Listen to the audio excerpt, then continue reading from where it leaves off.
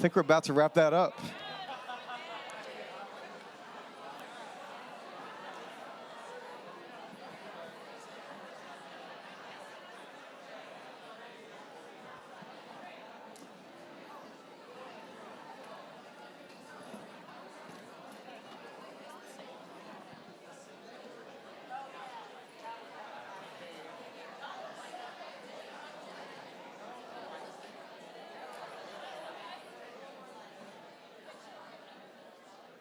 I'll say it again. It's like genuinely an honor to be with you all. We've gotten to know a lot of your people over the last couple of years. Believe it or not, we got LA people to come to South Bend, Indiana, like 2 years ago, and some of your crew was hanging with us there, and then we were all partying in Denver last October.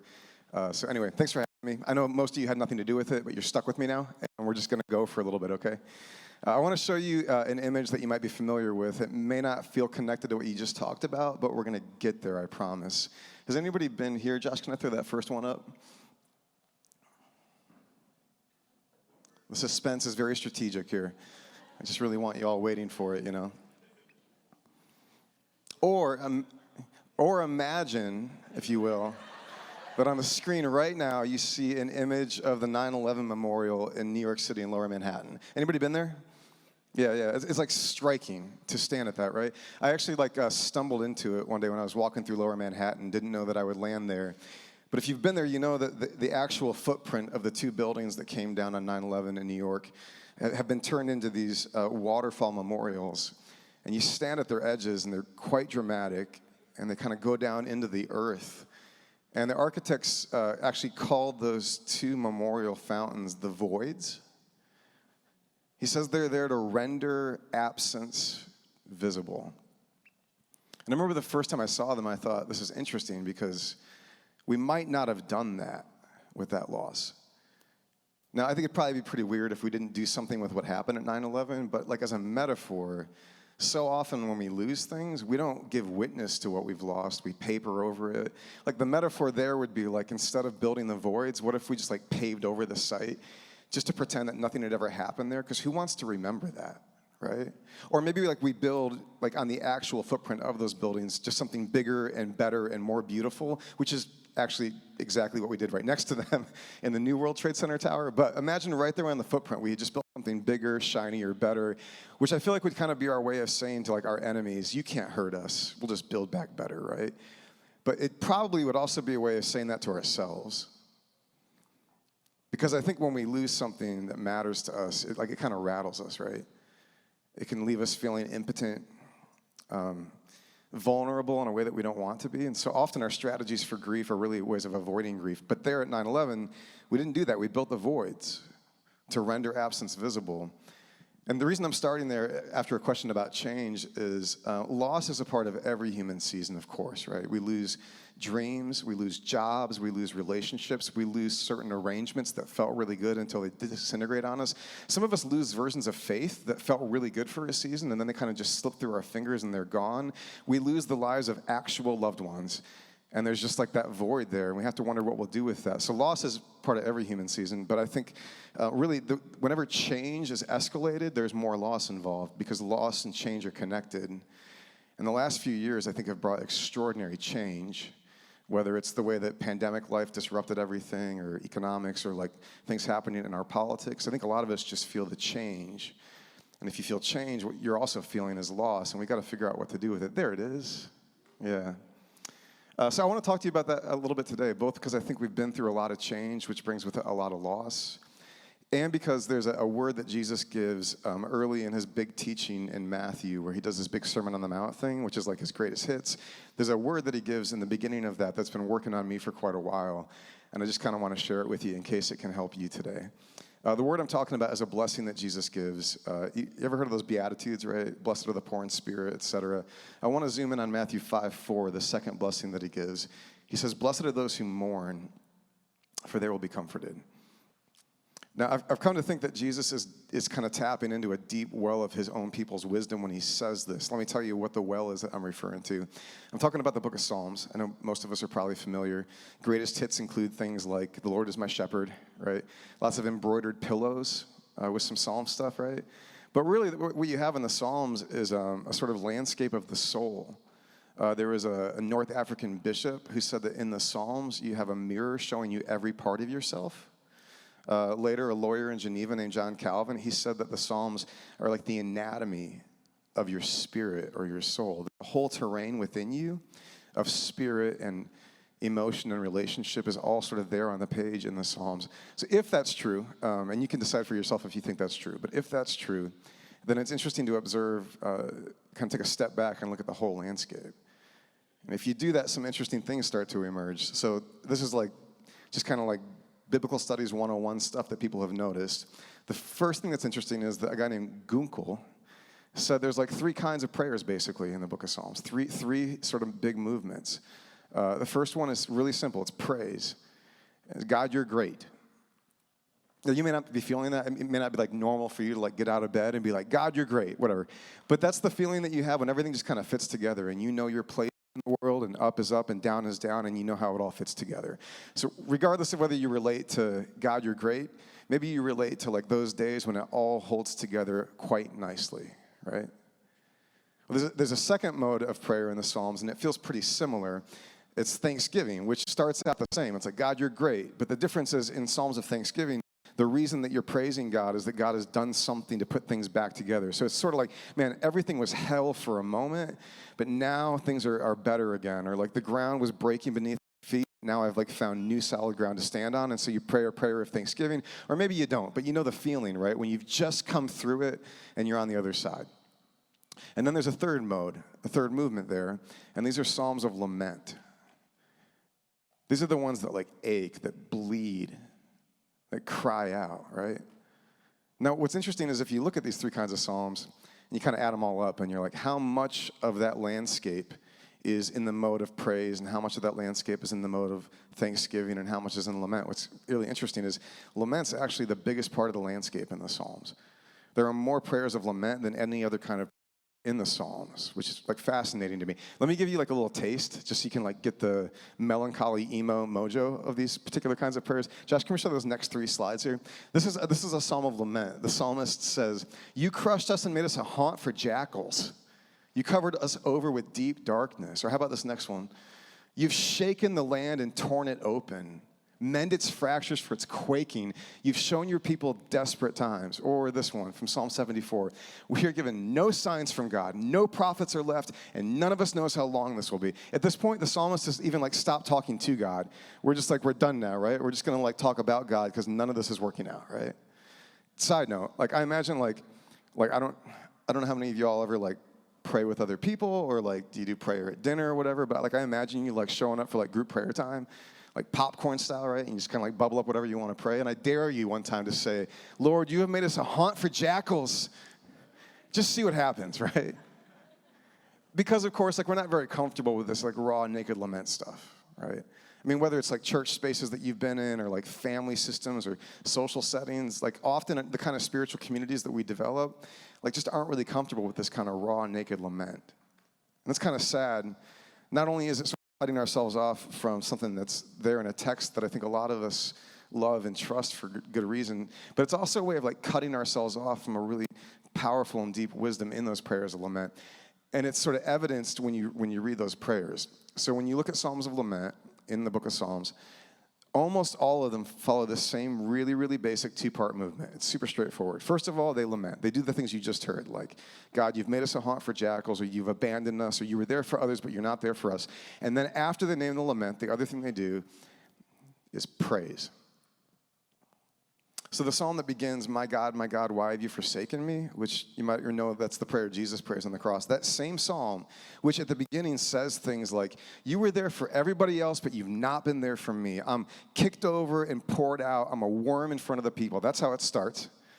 And then just like 5 verses later, it says, "From you comes the theme of my praise. I will declare your name in the great assembly." Now, I don't know how you all feel about that. I don't like it. That like quick movement where like for half a second you're honest about what's going on, and then you wrap it up, put a bow on it, put a smile on your face, say the right thing. It feels like really pious to me in a way that doesn't feel good, if I'm being honest. And I think part of that's because I've grown up in some religious settings where that was used in a really toxic way, right? This is that kind of like faux, sentimental greeting card BS spirituality that pretends to be honest about what's really going on, but then uses spirituality to like bypass all that stuff and just like put a bow on it. It's the same kind of thing that like, when you've been something absolutely awful in your life, you're really through it. You're in hell on earth for that moment. And a well-meaning religious person comes up to you, and they're like, yeah, but God is good. And it's like, not right now, man. Like, can we just stop with it for a second, right? I've felt that before, and I think that's why I have this kind of like wrestling match. I've known people who can authentically make the turn from lament to praise very quickly, and that can be beautiful for them. But I've known more of us who are just told that's what we're supposed to do. And so we make the move, and then we leave our own heart behind and wonder why we can't find it anymore. So I had a hard time with this until I remembered that often in spiritual texts, what happens is they express in microcosm something that actually takes much longer. So just because like on the page, it's like verse 1 is lament and verse 5 is praise, it doesn't necessarily mean that like we're meant to move that quickly there. So if you leave that kind of timing behind, you could just get curious about it. And you could say, like, is there something about lament that actually leads us into an expanded capacity for wonder or praise? And that's a question I've been learning about, especially through the experience I've had the last few years. So I want to tell you about my friend Alex. Alex and I became friends in college. Quickly, like, fell in love with this guy. He's, like, unfailingly kind and effortlessly cool. You know the type, right? It just kind of works for them. After college, I bought this shabby old house in South Bend, a 3-bedroom house, and got 7 of my friends to move in, which I think is kind of an LA move as far as I'm understanding. So anyway, Alex and a bunch of other buddies were living in this shabby old house, and we did all the things that you do in your 20s. He and I had both attended this very conservative private Christian college, and so we wanted to make up for lost time on our vices, right? So like we'd sit on the roof and smoke like just really awful convenience store cigars, or we'd go down to this pub in downtown South Bend and try to like catch up on all the beer consumption that we'd missed out on in college. And we'd sit there over our like pints of really, really crappy beer because we weren't ready for real beer yet. And we would just like talk about all these big questions that we were wrestling with, At that time, Alex had all these energies, and you could tell like he wanted to do something with them. He was working construction after college, but he wanted like a bigger dream. And then he found it one day. I come home to the house, and he was waiting for me. And he takes me up to his room, and on his computer screen, he's pulled up the website for this fledgling nonprofit. And their mission was to raise awareness and activism on behalf of the child soldiers in Joseph Kony's war in Central Africa. So he gets like wind of this vision, and he's gone, man. He goes out to San Diego where they're based, and he becomes part of this whole operation. Pretty soon he enters the part of the operation where they reach out to artists, and they're really good at this. So there was a season where like all the biggest rock stars are using their platforms to help get the word out about this cause, and Alex was one of the couple of guys there who was doing all that outreach with the artists. And so I would get these dispatches from like backstage green rooms and tour buses with my favorite rock stars. And it's just like everybody fell in love with that same effortless, cool, and unfailing kindness in Alex. One day, like this is classic Alex for you. He's out there on the road, but I get this package in the mail and I open it, and it's just a book. And it's written by this philosopher, Aristotle. It's called Nicomachean Ethics, which doesn't matter at all. But in the book, the philosopher is talking about friendship. And he says there's like different kinds of friendship, and there's lesser forms and better forms of friendship.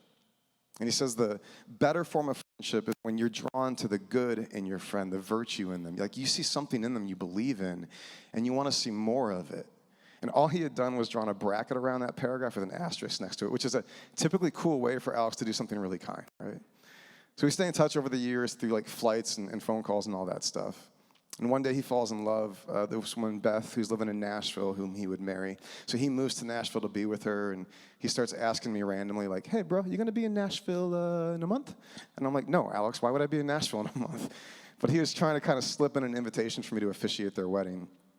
So not long after that, I'm down there in Tennessee on this gorgeous afternoon outdoors under this massive old Tennessee tree, and I get to watch them make their vows to each other. And then not long after that, I'm back home in South Bend, and I get this text from Alex, and it says, hola, amigo. Thought you'd to meet the newest mini member of our family. And then he sends me a picture of the ultrasound of their first child. So we like hop on the phone, and we're celebrating together. And I could just like feel that same Alex who was out there living this really big travel adventure was now finding joy in like digging roots and building a family. You could kind of feel that with him, right? And that's what made the next thing like even more confusing and impossible. So I get a text from another buddy just like a month after that, and he says, "Hey man, you have a minute?" I call him, and he says, "Are you alone?" I say, "Yeah," and then he tells me that Alex has died by suicide.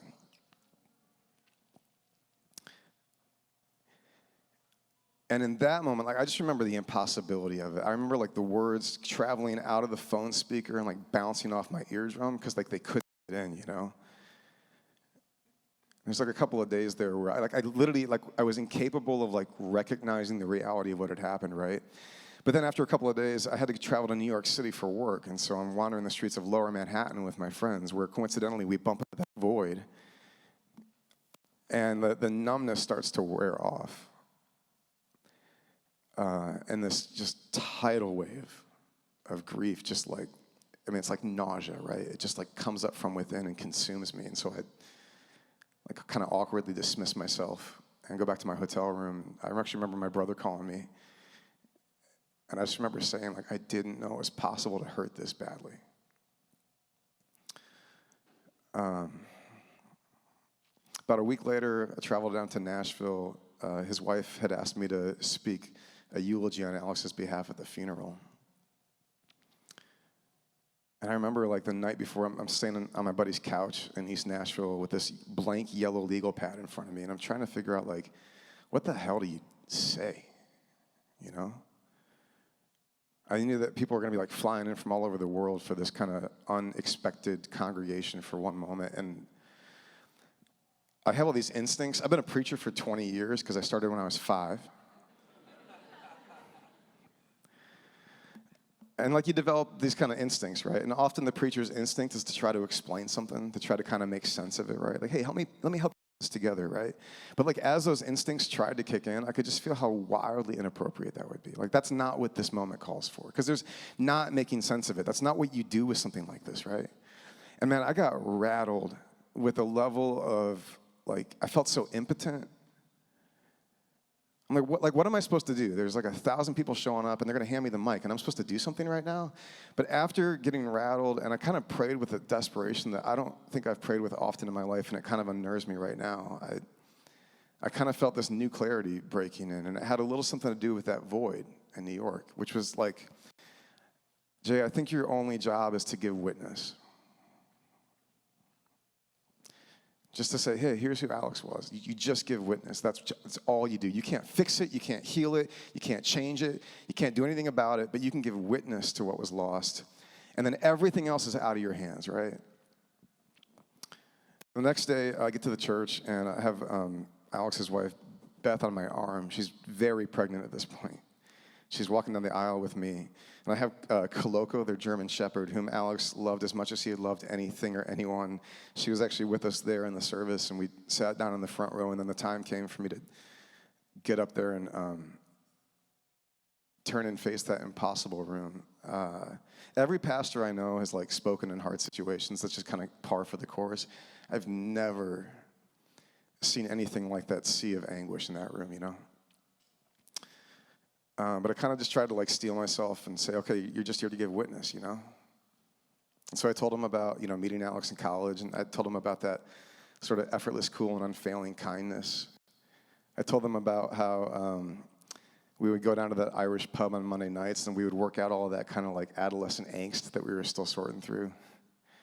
I told them about my dog, Jack. So I had this 90-pound golden retriever when we were living together, just all like hair and love, you know? And I told them about how, like, anytime Alex entered a room where Jack was, or anytime Jack entered a room where Alex was, it didn't matter who else was there. It was just that Alex and only Alex, always Alex, Jack would run toward Alex, and he would offer a particularly inappropriate display of canine dominance and affection. Yes, I'm telling you, Jack would always hump Alex, only Alex, always Alex. It's like even Jack had a crush on Alex, you know what I'm saying? I told them about what it was like for him to find that sense of mission when he went out to that organization. I told them what it was like to watch him fall in love with Beth, and I told them how he'd already become a loving father to that child that Beth was carrying. And together we just kind of told Alex that we loved him and we missed him like mad, you know. A couple of weeks later, the funeral would continue out in San Diego. The group that had sort of worked with that cause was largely still rooted there, and they wanted to do something to honor him too. And I wasn't going to go. I didn't know a lot of people in San Diego. I didn't have the money for the flights. Also, the week after Alex's funeral in Nashville, our family was on the waters of Lake Erie scattering my grandfather's ashes, and it's just like, how much grief can you work with at one time, right? But really, if I'm being most honest, the biggest reason I wasn't going to go is it just felt inefficient, you know? And I think like we are like steeped in the modern era, like looking for efficiency, you know, like, can you fix it?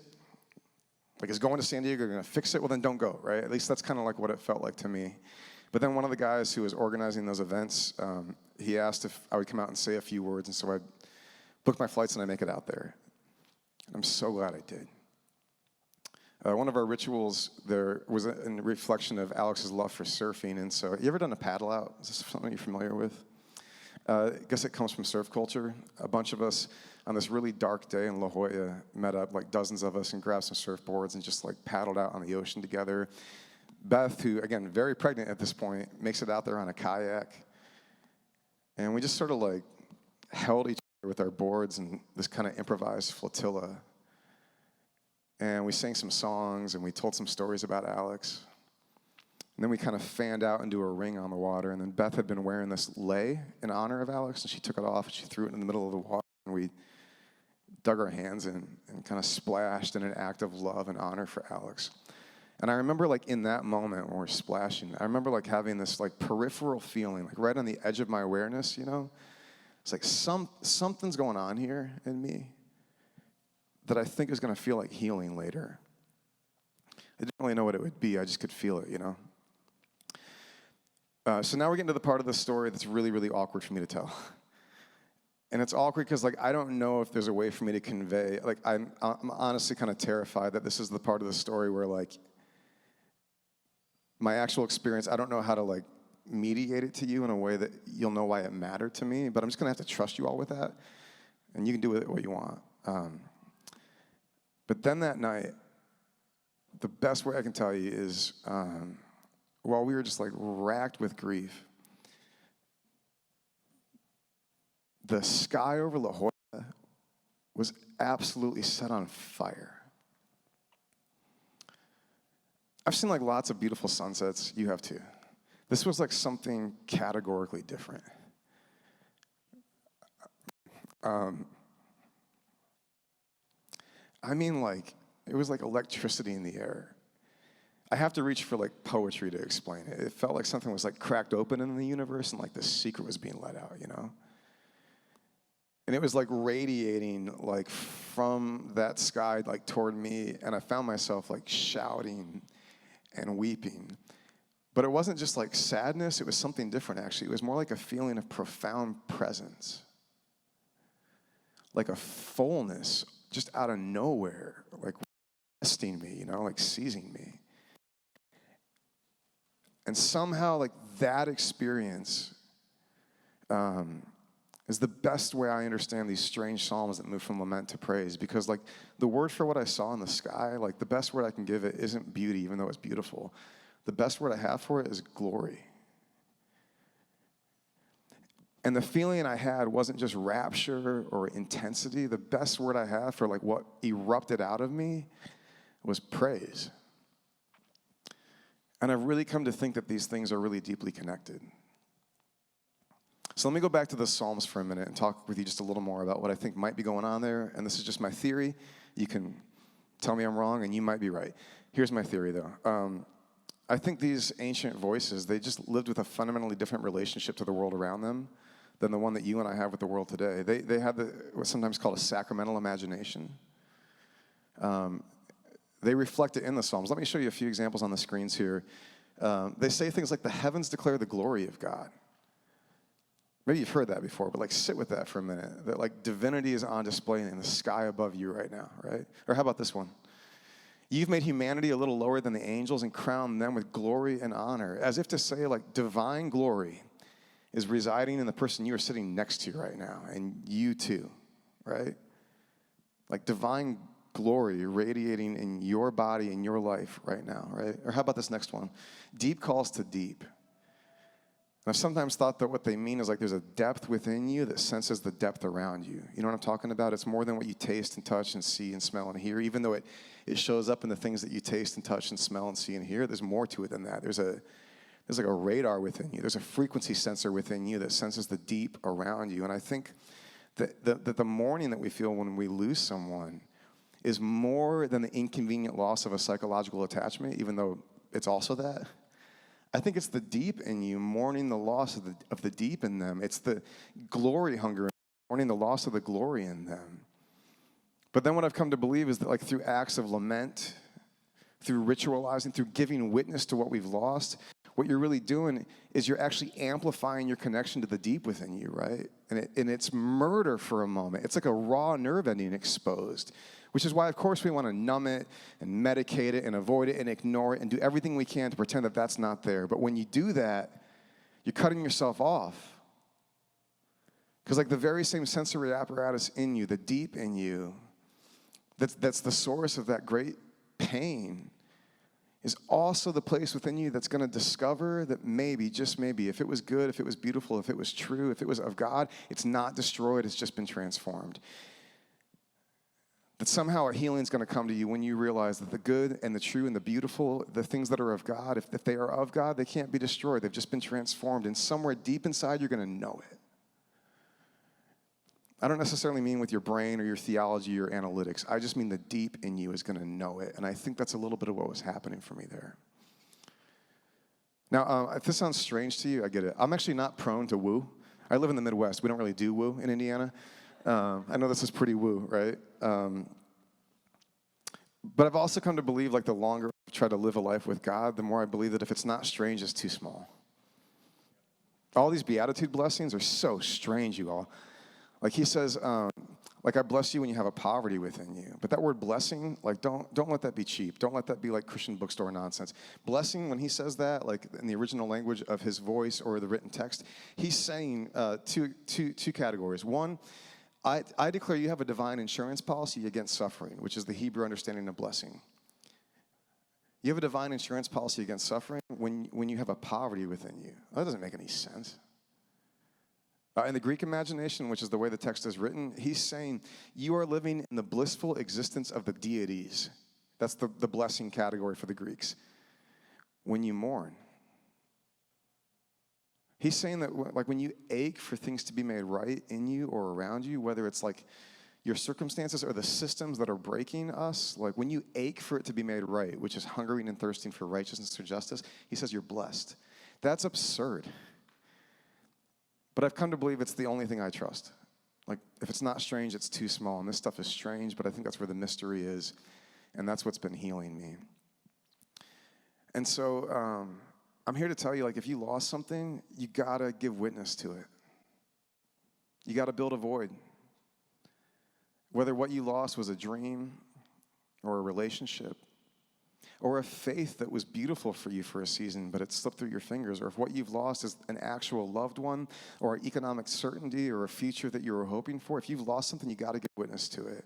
And you can do that however you want. You can write a letter to it. You can build a monument to it. You can paddle out on the water. You can write a song, but you got to give witness to it, because when you do that, you're honoring the deep within you. And when you do that, I think you're going to find out the deep around you has not been lost. I have come to believe that Alex is held and healed in the love of God. And I don't just like think that, I feel it. And I've come to believe that when we mourn, we are also held and healed in that love, which is why we got to do it, and we do it bravely. It's also good if we do it together. I want to turn it back to you all for a minute and give you a chance. I know this can be a little tender, but I also have been assured that you all are like kind of up for this kind of thing. And so, way to go, New Abbey, way to be brave. If you want, why don't you take a minute here and turn to each other. And the question is this, simply, is there a loss that you want to name or give witness to today?